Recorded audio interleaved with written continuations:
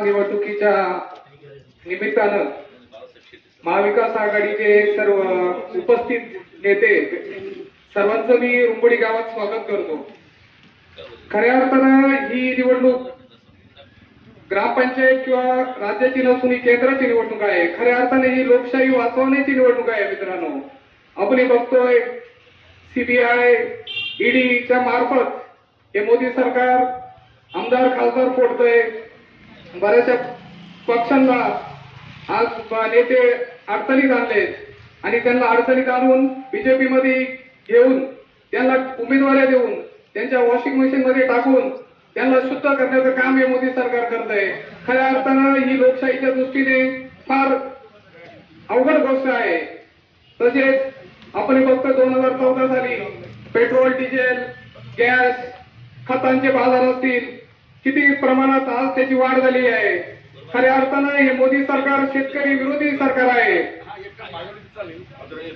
आपण बघतोय सोयाबीनच्या बाजाराची काय अवस्था आहे, कांद्याची निर्यात बंदी आहे।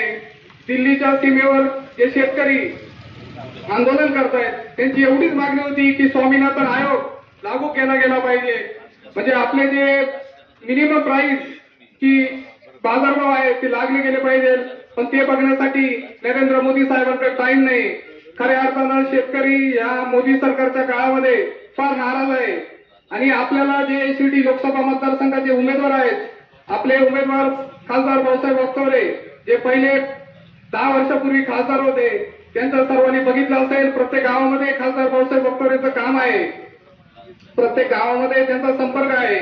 त्याच्या व्यतिरिक्त दुसरे उमेदवार जे सदाशिव लोखंडे आहेत, त्यांचं 10 वर्षांमध्ये कोणत्याही गावात संपर्क नाही, पुढे विकासाचे कामं नाही। त्यामुळे निश्चितच यावेळेस लोक हुशार झालेले आहेत, लोक या सर्व गोष्टीचा अभ्यास करतात आणि महाविकास आघाडीचे उमेदवार भाऊसाहेब वागचौरे यांना भरभरून मतदान या निवडणुकीमध्ये पडेल।